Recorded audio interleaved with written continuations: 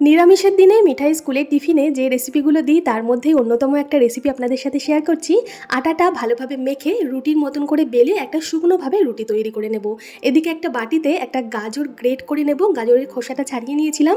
সামান্য আদাও ওই সাথেই গ্রেট করে নিলাম। এর মধ্যে দিয়ে দেব স্বাদ অনুযায়ী লবণ, সামান্য ভাজা মশলা, এটা জিরে, ধনে, শুকনো লঙ্কা আর মৌরি শুকনো কড়াইতে ভেজে গুঁড়ো করে রাখা আছে। সামান্য গোটা জোয়ান দিলাম আর দিয়ে দিলাম 2-3 চামচ পরিমাণ বেসন, ছোলার ডালের বেসন। এটা বেসন দিয়ে সব কিছু মিলিয়ে সামান্য সামান্য জল দিয়ে একটা মিশ্রণ তৈরি করে নেব।